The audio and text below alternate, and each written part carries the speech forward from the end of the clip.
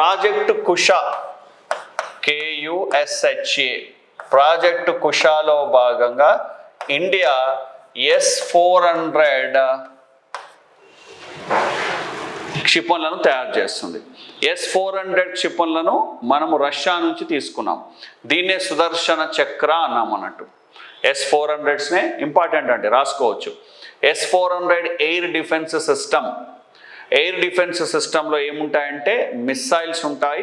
దాని తర్వాత శత్రు దేశాల యొక్క వెహికల్స్ని ట్రాక్ చేయడానికి రాడార్లో ఎలక్ట్రానిక్ కమ్యూనికేషన్ వ్యవస్థ ఉంటుంది.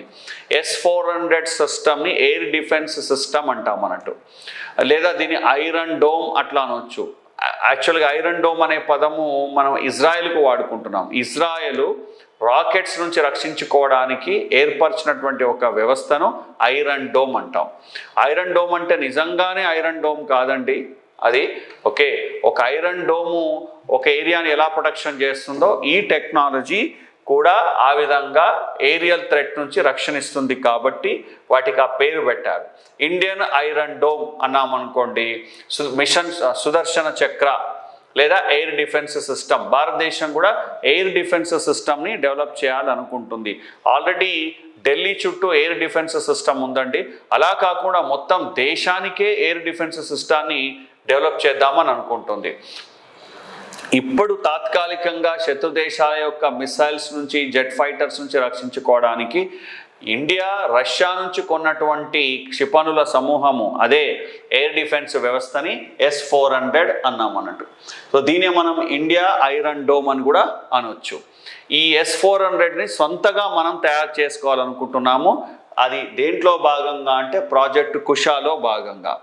ఇటీవల రక్షణ మంత్రి రాజ్నాథ్ సింగ్ ఏం చేశాడు అంటే మిషన్ సుదర్శన చక్ర అనే దాన్ని అనౌన్స్ చేశారు. మిషన్ సుదర్శన చక్రాలో ఇండియా ఎయిర్ డిఫెన్స్ సిస్టాన్ని తయారు చేయాలని అనుకుంటుంది. మరి ప్రాజెక్ట్ కుష ఏంటి? S-400 లాంటి క్షిపణులు తయారు చేసేది ప్రాజెక్ట్ కుష.